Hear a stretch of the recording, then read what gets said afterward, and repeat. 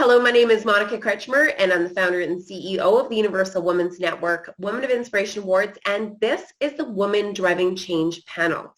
We have some really exciting leadership voices to represent today. Of course, they are all in our Women of Inspiration, Women Driving Change book.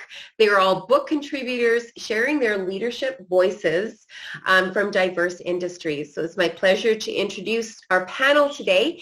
Theano Evangelou, who is certified authentic Tantra practitioner and relationship coach. Welcome, Theano. Victoria Nguyen is also the Vice President of Delivery Capital Markets with CIBWE, and Siobhan Calderbank is the Senior Director of Talent Management of LCBO, the Liquor Commission Board of Ontario. So ladies, it is such a pleasure to have you on our Driving Change panel today. Thank you. Great to be here. So we have lots of questions from driving change to allies to worth, leadership, and work-life balance to discuss today. But before we begin, I will, Shevon, maybe I can just have you introduce yourself, and then we'll dig into our questions. Sure. I'm Shevon, and as you said before, that I'm the Senior Director of Talent Management at LCBO.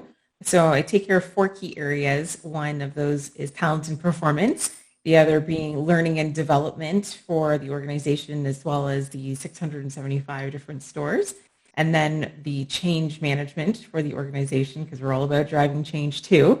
And last but certainly not least, diversity, inclusion, belonging, and equity, which I'm very much passionate about.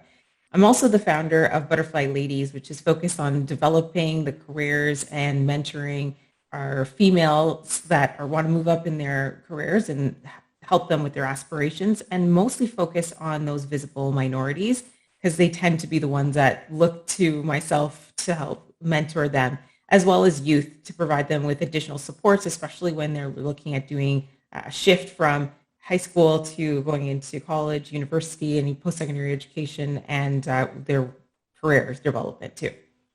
Beautiful. Thank you very much, Siobhan. And we are so proud to also have you as part of the Universal Women's Network Ambassador as well. So we are so proud to have your voice today represented.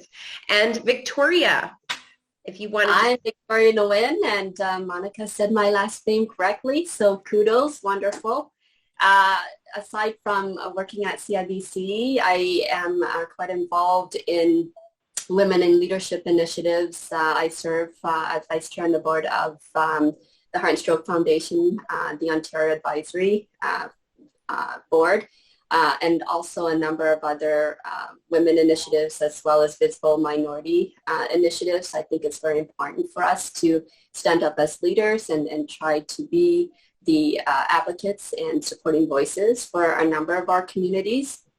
And so I devote a lot of time to doing that. And CIBC as an employer has been extremely supportive in a number of inclusion and diversity events. And so these two things kind of tie in together, and I find that I'm able to tie in both my professional life and my passion work quite nicely. And so this has been an amazing journey, and this book and all of its book contributors have just been incredible. We are so happy to have your leadership voice, Victoria. You have an amazing story, and we look forward to the continued leadership and learnings and your wisdom that you're sharing with all of us today. So thank you for joining us. And Theano. Hi, yes, my name's Theano Evangelou. As you said, I'm a sex and relationship coach, authentic Tantra practitioner. And really the foundation of what I do is help people be a conduit of their energy so they get a more embodied experience to their sexual power and use that to transform every area of their life, inside and outside of the bedroom. And what's important for me about that, especially working with visionary leaders, is being models of that for our younger generation of women, to embody their confidence, to get intimate with their sexuality in comfortable ways that allow them to empower themselves as they're going out into the world. You know, that has so much coming at them. We live in such a world that separates us so much from ourselves. And what do we need to do to keep coming back into our bodies, come back into our authentic nature of who we truly are to live powerfully? So in a nutshell, yes. Well, I'm super excited to have you all. Of course, when the world stopped, women did keep going. Women around the world were deeply impacted, of course, and as we emerged from the pandemic, the collective voices from women from diverse backgrounds are driving change that we need to rebuild our economies, our families, and our communities. So let's dig right into the panel. We know that women are driving place in the workplaces, the communities, and the economy. This is the time to drive change. This is now time for collectively to use our voices to make this change, ladies.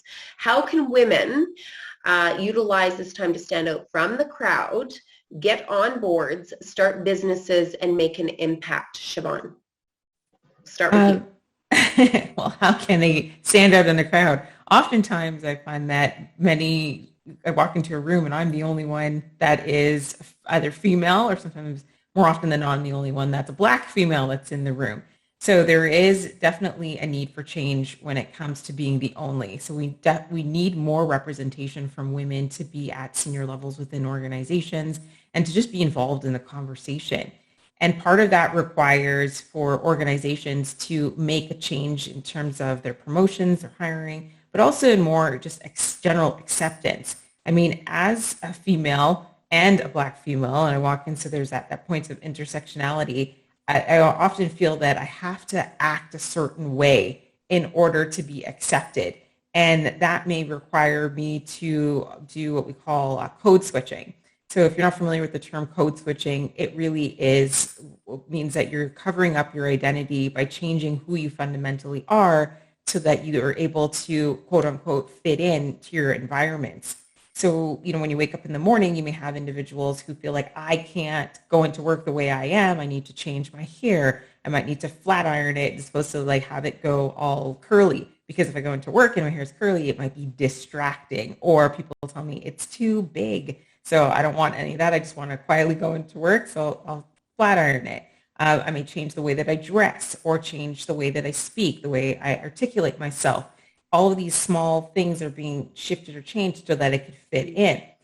For me personally, I don't find that I code switch too much because I'm pretty much who I am. You're going to see me dressed up 24/7, even on a weekend. People are just like, why are you still in jeans? Why are you wearing a blazer? It's Saturday. Like, well, because I like it. That's just me. But for other people, they'll have their own things. They want to wear sweats. And I'm not saying that that's the most appropriate thing for the workplace. But now we're at home. Why not? You probably get away without the bottom half. The point is, when we're talking about diversity and inclusion and belongingness, diversity means I see you. And yes, you see me as a female and you see me as a Black female.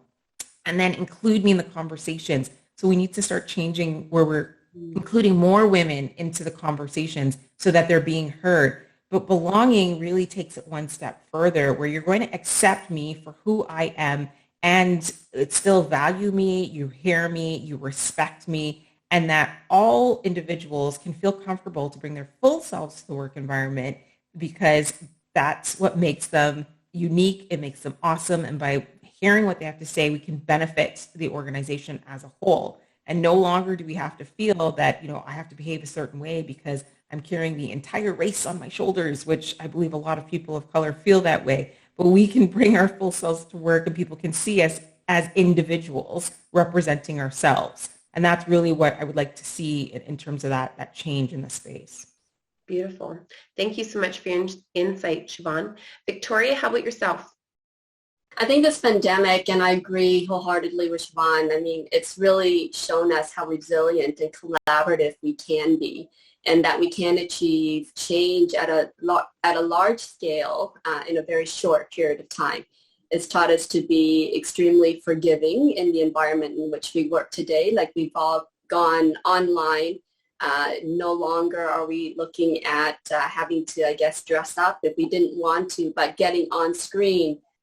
Women playing multiple roles throughout the day. Not only are you facilitating and participating in meetings, you're also helping your child in their schoolwork and or making that meal in between. Like there are all of these things that we shuffle. And as a society through this pandemic, we've become a lot more tolerant to it. And so we do have a very unique ability now, given where we are, to push that dial and to change the dynamics of women in business, how much we can do, what we can achieve, and, get the advocacy to do it. Beautiful. I think we're in a great time for that. The conversations are starting, and that's why these conversations like these panels are so important to have with that diversity of perspective. So thank you so much, Victoria. Deanna. Okay. So all of this really stirs up a lot, having that I've come from the corporate world and then come back into this, I guess, realm of sexuality, and really gotten to see just where, especially as women, we suppress so much. We hide our superpowers just from being women. Like, we're creators, we're collaborators, we're nurturers, we're protectors. And yet we shut all that down to try to fit in, or the conformities of these environments that really, limit the potential of the contribution we can really bring into the space, especially from leadership. So like I say, when we get to activate that unlimited confidence within us, and it allows us to experience, like I even just wrote down, the respect and recognition of being fully awake, fully connected, fully, like, even sexually alive, that you can't help but get people to respond to that. And that's the part that I find is so important to activate within us. Like, we can be powerful and we can be sexually alive at the same time, and we don't have to be ashamed of that. And there's so much that we can actually use that as fuel, as life force energy, to really make things happen in a powerful, respectful, connected way that allows everyone to elevate. So that's my comments on that. Well, I think it's really interesting. Every woman does have a story, and I think that's really evident in this panel today. I mean, you three are all from diverse industries and backgrounds, but why is it so important for a woman to know her worth and how to negotiate and advocate for herself? Shevon. It's so important for you to know your worth. Otherwise, you're not going to get paid your worth. I mean, there's so many articles that are out there that are showing how much, women are underpaid. It's like 70 cents to a dollar, 75 cents to a dollar compared to a male. And it's even worse when you look at the BIPOC women are getting paid substantially less. So you have to know how much you're worth. You have to take the time to do your research. Take a look at your experiences, take a look at your skills, your education, and then compare it against the industry and know your number before you go in, so that when they're asking you what is it that you want, you can confidently tell them, this is, the range I think it should be commensurate with the role itself. Don't get caught up with those questions that they ask, around, well, what is the range that you're looking for? Tell me, how much are you getting paid now? Because what you're getting paid now is not necessarily reflective of what you should be paid. Instead, you want to answer the question with what the role entails and what you believe the pay should be in terms of, based on your experiences, it's commensurate with X amount of dollars, and know that number so that when you're asked, you can confidently speak about it. Otherwise, you're going to end up getting into a role where you're working and and when you find out that others are getting paid more, you're going to feel that sense of undervalued, and then it's another uphill battle to try to get that compensation to get back to where you think it should be. So may as well just do it up front and know that number. Great advice, Shevon. And Victoria, why is it so important for women to know their worth? For me, I think knowing your worth enables you to disrupt yourself. I think it's about leveraging your learnings and really understanding yourself, your insecurities, and then really make that investment in yourself. I think a lot of times there's a lot of fear, and so we don't, venture to grasp for and or aspire to that larger thing. And once you understand your motivations, you know yourself, you know what you're worth, you can then compartmentalize those risks and plan for the failures so that you can actually push yourself forward make that contribution that you may not have been, so confident in making. And then that translates into what your compensation needs to look like.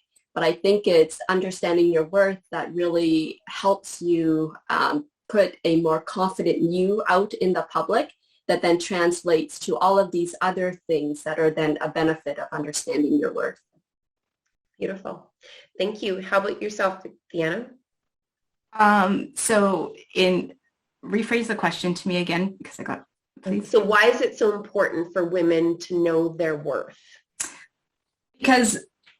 So I'm going to go just from an energetic space. When you set the frequency of your own value, like you start attracting and living at that standard of frequency. So it's, if you don't have a relationship to your sense of value or worth, that vibrationally is portrayed as like we read people through our bodies before the words come out of your mouth. So whether you're in an interview or whether you're, trying to deliver a different message, if your composition and the congruency of your internal and external world don't align, you're not going to be able to, I'm just going to say, validate that value of what you're really worth because you don't value yourself. So we can't buy our worth. We can't buy our value, but we have to invest in it. Right? Because when we own that and we go up in the world, you become unshakable. I don't care what standards or what protocols are out there. But as Shevon says, when you go in and say, like, I know my worth, and here's the evidence of this, your investment in this role, not in me as a person, but you're paying for results, not for me. And this is what I can deliver. And here's the evidence. So there's no argument for that. Right? So it's claiming that authority, but really taking the time. Am I fully invested in myself? Am I clear on my own worth and value? And can I hold that standard in any aspect of my life I go into, whether it's my boss, whether it's my colleagues, whether it's relationship, and anything that's not aligned to that? Do I have the integrity and value to hold myself saying, that's not enough and I'm sorry, right? Like I've actually done that at a job of walking away because I'm just like, if you can't meet me where I know I'm at, then this is not aligned. Well, they came chasing me after, but like, oh, what does it take? What do we need to do? What to do? But because I was so grounded in, like, there was no compromising what I knew to be true. So when we build that in ourselves and then even hold that for each other, like if I say my sisters, the fellow women, what can I do to help elevate, celebrate, hold them up, bring them up to their standards when they can't do it on their own just yet. Mm-hmm. We're here to hold that for each other so we all rise together because this is a collective. Mm-hmm. And, that kind of leads into my next question. Now, it's a little bit about our male allies and the support networks that we really do need to thrive. And we all know that our allies play a critical role in our home and in the workplace. But why is it important for men to be part of the conversation, Shevon? I think it's important for men to be part of the conversation because they have been running the conversation for such a long period of time. And we need them to be our allies, to stand in solidarity with us and to elevate us. We need them to help us see things from a different perspective too. I mean, women will come in and we're coming in stronger and stronger now. And we have one frame of mind of how we think things should be done. But there's been for many years a whole other club that's been going on in terms of how you approach certain situations that we may not have been aware of. So take this, for example, when we go into a boardroom and we're going to present, we will do our research, we'll put together an amazing PowerPoint deck, and we will prepare, we'll articulate, we go in and we know our stuff. But men, when they go in to do a presentation, they're chatting to all their buddies before they even get into that meeting. They're finding out all of the barriers, anything that could possibly get in their way. They're aligning people to their position, and they're doing all that influence before they even got into the room. And then when they go in and they present, they pretty much have the yes because they've already done that, even if their presentation is just okay. So that is one of those things that I've learned over time, that it's so important for you to get the allies before you even walk into the room. So for men, we need them to help us with that support. We need them to influence others before we get into the room, get them on side, and it helps us get our influence, our positions even stronger because we now have the backing from those. So what we can learn from men is very powerful, and equally they can learn lots from women too. So when we talk about why we need men, we need them to support us. We need them to share their insights and perspectives, and they need to also value us for who we are and the strengths that we bring to the table. And you know what? If they are not willing to give us a seat at the table, we can just pull up a chair and we can bring our own chair in there and let's just start talking. It'll make it so much easier if they're on site with us and be able to propel our voices forward by providing us with that influence and support behind the scenes. Beautiful. Thank you so much. And champion for women when they're not in the room, right? Of course. You know, huge. That's a whole other topic too. Thank you, Shevon. Victoria, how about yourself? No, absolutely echo all of the sentiments there. I think allyship is the cornerstone to ensuring sustainable equality and inclusion. And the voices and actions of so many really enables us to create that change, enter that movement. And for myself, I'm in a male-dominated industry. And I would not be where I am today without that allyship, that mentorship, that sponsorship. And it takes the group of majority to recognize and voice privilege so that they can use that to reconstruct our processes, our practices, so that this inclusion movement and diversity movement becomes really sustainable in both our workplaces and in our personal lives. And I think a lot of times we do all of these wonderful things with all of the best of intentions, but it's not purposeful or it's not action-oriented. And so this is where allyship means so much and can do so much, especially in all genders. And for females, males, other genders, it's really about asking, active listening, showing up, and really speaking up. And I think it's showing up and speaking up from that dynamic that really helps us to move the dial. So we absolutely need everyone in the room and everyone moving in the same direction. Beautiful. Thank you, Victoria. And Theano, why is it so important for men to be a part of that conversation? I'm going to mirror a lot of what the lady said, I'm sure, but I also believe that they really want to. I think we're at a time of change, and men are looking for direction as well. Like I deal with them behind the scenes on the other side. They want to do better. They want to be better. But when we're in these such ingrained paradigms, and they're also like, what do I do? How do I do? They want to fit, just like we're trying to fit in, they're trying to fit in. And yet they may know something may not be right. They may not know, like,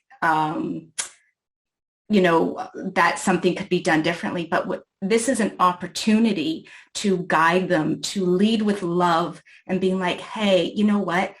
That didn't feel good. Or this is what I need. Or would you be willing? Or can you? Like, they want to, when we're in our, I'm going to say, feminine flow and in our power, we invite men to be in their power. You're getting to an energy of a different honor at I'm going to say at a super conscious level, right? So that when you're able to connect there and then bring it back down to I'm going to say the human experience of the interaction of asking and receiving and giving them an opportunity to step up, giving them an opportunity to meet us. Like, we can help them rise just as much work as we want them to help us rise. And that together can create such a huge opportunity for women to come in to these important, influential roles with impact and, a cheerleading squad from all sides. And, I do really believe that they just want to be included into the conversation, because how flattering is it when another woman asks you for help? It's incredibly flattering when somebody asks you to support them on their journey, right? They want your wisdom. They see you as a role model and a leader. So it's the same for men. And they just want to be asked for that help. And actually, sometimes they may not know the tools. They may not know the path. And if you can provide them with the tools and resources, I think that's, half the battle is one, ask, and two, educate and provide them with the tools and resources. I believe there's such a beautiful way that men and women can really make an impact together. So, but it does start with the conversations, and I really hope that men are listening to all of these women driving change panels and then opening up the door and inviting those conversations to happen. So thank you, ladies, for sharing. I would like to touch on work-life balance. And of course, COVID, the pandemic, has really amplified, the need for self-care and, to really, we've taken on so much more in our homes and in our businesses. But I'm going to share a quote with you. I've learned that you can't have everything and can do everything at the same time. That was Oprah Winfrey. It's one of my favorite quotes. But do you believe, Shevon, that you can have it all? I believe that it may be challenging to have it all, but you probably can, but there's going to be some things that are going to drop there too. So you have to get clear in terms of what does having it all mean to you. And that's going to be different for every individual. And so you got to know, I think Stephen Covey talks about like your big rocks. What are the things that are really, truly important to you? And then everything else is just sand in your, what we call our day-to-day life, if we were to call it a bucket of things, right? So if you want to have it all, I mean, there's going to be a couple of times where some of these things are going to slip. Sometimes they're going to be high priority today, sometimes not so much, but you got to know what your key focuses are. So if my family is high priority, spirituality may be high priority, work is still a priority, spending time with family and friends and working out. Okay, let's call those your 5 big buckets. It'll be different for each person.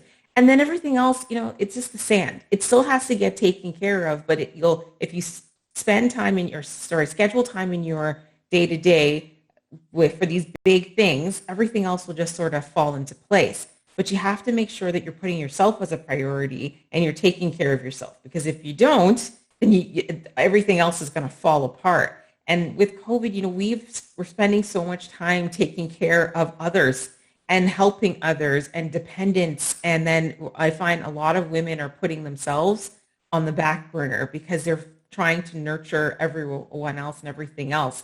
And then they're wondering, why am I so tired? Well, geez, I wonder, because you're doing a million things and you're probably taking on the role of like 4 different people right now. So we have to start shifting some of our priorities and taking care of our physical bodies, taking care of our emotional and spiritual as well as mental selves, and so that we can feel whole. And then that way we can start giving the attention to all those things that are really important to us. So can we do it? Yes, we can, but we need support because we can't do everything by ourselves unless you have a network of other people who are going to be willing to help and support you.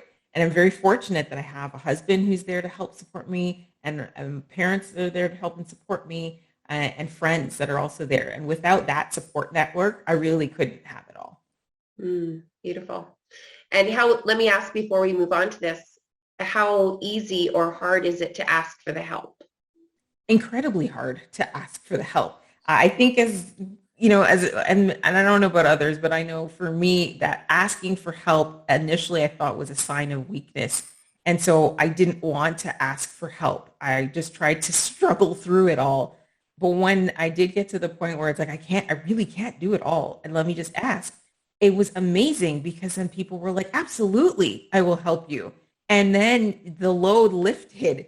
And so once I started realizing, you know what, if you just ask for help, people will help and it will make things much easier to deal with. So biggest piece of advice, thanks for, dropping that in there, Monica, is to ask for help. It takes courage to ask for help, but it also takes courage for people to ask others, do you need help?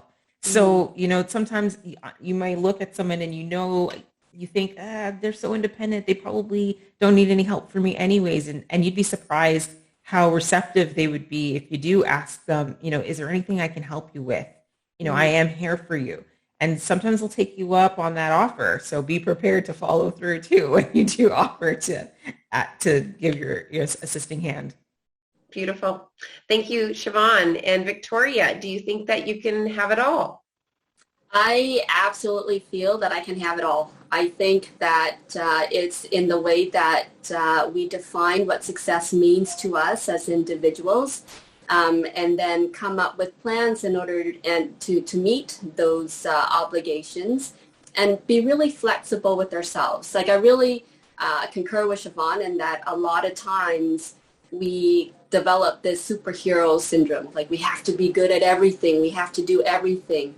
And at a certain point in time, and I remember when I had my first child, it was to be a great mom, I had to be like a great housekeeper, I had to be a great cook, I had to be a great, all of these things. And it took time for me to kind of step back and say, you know what, that wasn't part of my success plan.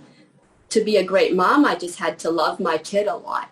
And so it's redefining what success means for you as an individual, and then giving yourself the opportunity to pivot and change and reprioritize when you need to. But I really feel that as an individual, as a woman, I can totally have it all, enjoy my life, change what I want from day to day, and that's okay. So, go out and get what you want and, create those plans in order to make your ambitions happen.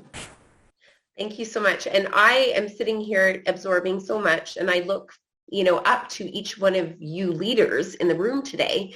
And, I just kind of get excited about the listeners that are listening to this, because you're giving them permission to actually, go towards their dreams, pull back when they need to, ask for help. So thank you so much for sharing.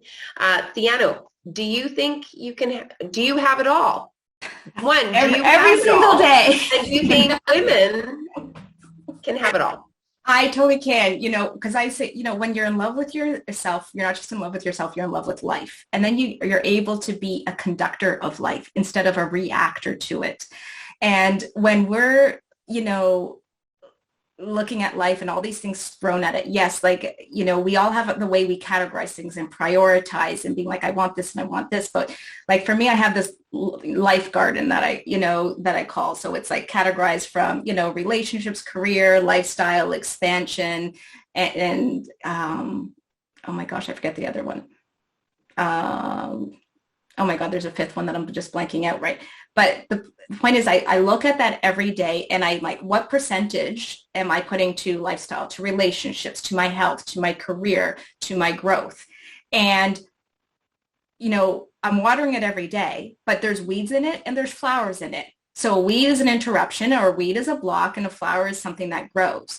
So I can have it all, but as long as I'm clear and focused and disciplined, and that means honoring myself in the direction that I'm taking all that. And the whole thing for me is, can I do everything from pleasure? And we can, we get to just choose, even if I'm washing the dishes, even if I'm, doing, like I'm a single mom and I have 2 businesses and, daughter at school at home. And, there's always something where I can be like, I can experience this as frustration, or I can come into this with flow and pleasure and the delight of, this is what, it is right now. And it's messy and it's fun, and I'm going to get done what I'm going to get done. And I'm just going to embrace all of it from this place of pleasure.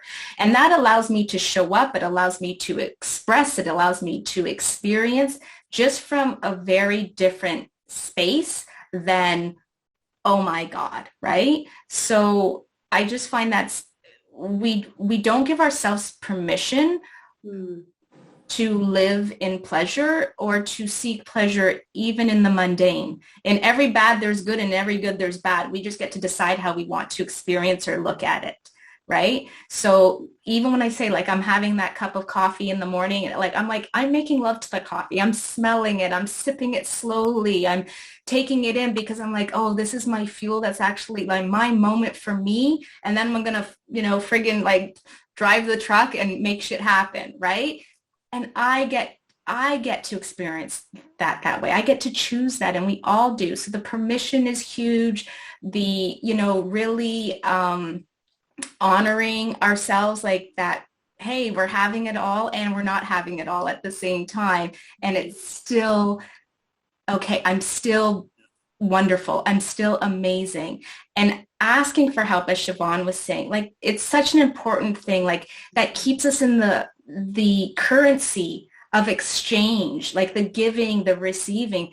You know, we get to allow ourselves to surrender. We get to delegate. We get to be more in our power, because now we're honing in. We're making stuff happen, but now we're doing it from a collective rather than an individual. And, you know, just as we want men to change, we as women also need to be open to changing, because we've gotten into this, you know, the pendulum swinging the other way of we have to be super independent and we have to do it all ourselves. And this is what makes us a woman. And we're so ingrained with that.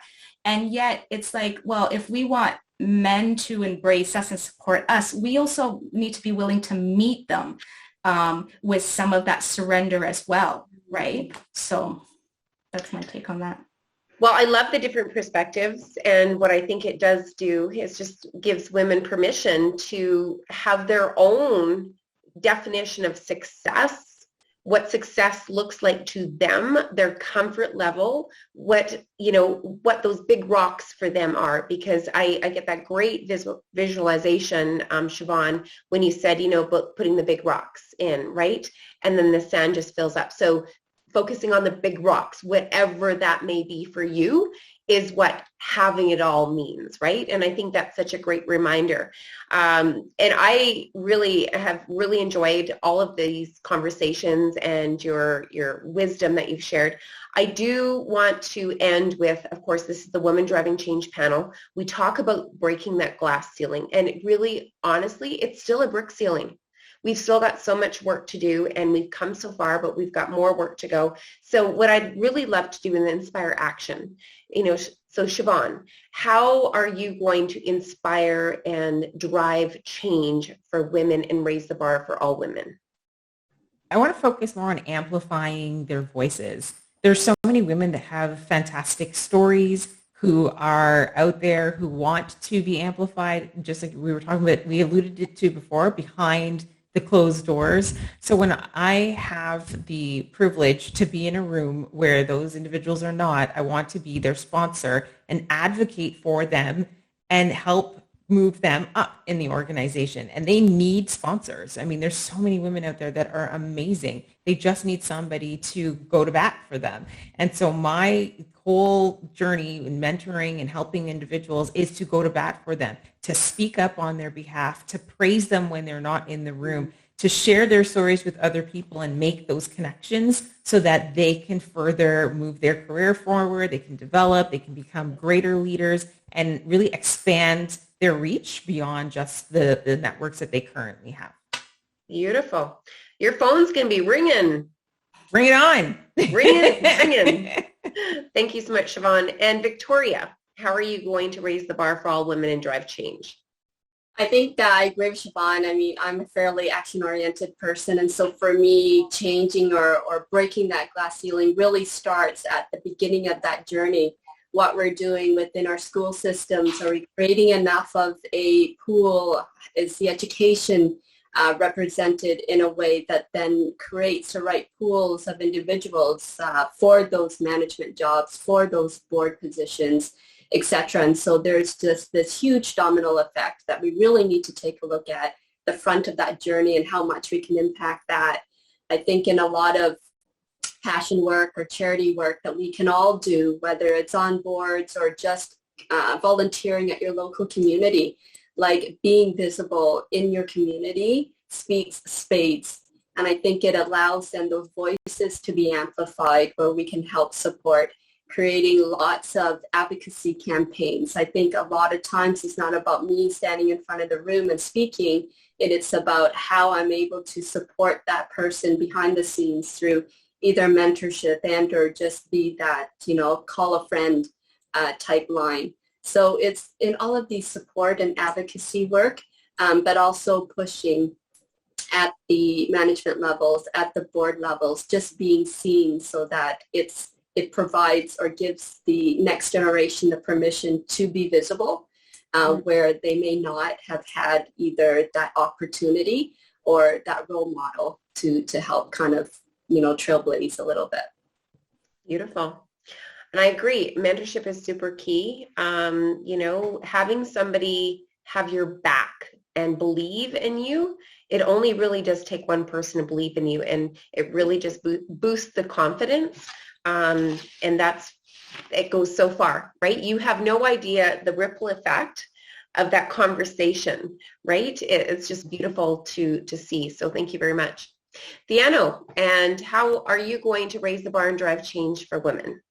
Well, for me, it's about like reminding women that we're not here to fit in, we're here to stand out.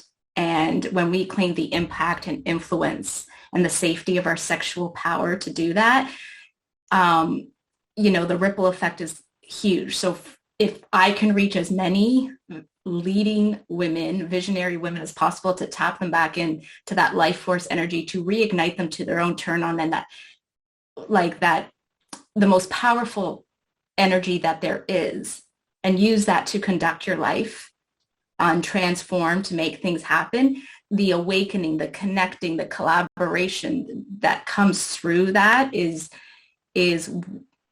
just what gives so much meaning to me. It makes all of this work worth it, because we need women who are on fire and blazing the way and really connected to being proud to being a woman, and knowing that the more that we're in their relationship to that at an intimate level with self, that is the spearhead that's going to take them to live into their fullest, truest potential and their true nature of what they're really meant to do in this world. Beautiful. Well, I can tell that this is going to be an action-oriented panel. We've got so many great tips, words of wisdom to share with all of the listeners. And I just want to say thank you so much for being a part of the Woman of Inspiration, Woman Driving Change book. And for those that haven't had an opportunity, 320 pages. Over 100 women leadership voices, and I have to say they're relatable, they're inspiring, and this is a historic piece. If we would actually calculate all of the wisdom, education dollars, lived experiences, there would be no price. We couldn't even put a price on it. So thank you for speaking so authentically and helping us drive change for women. I look forward to the epic journey ahead. Thank you. Thank you, Monica. Thank you for having us. Thank you, ladies, too. It was lovely to be on this panel with you. It was awesome. Likewise. It'd be great to see you all in person. I know. Yeah.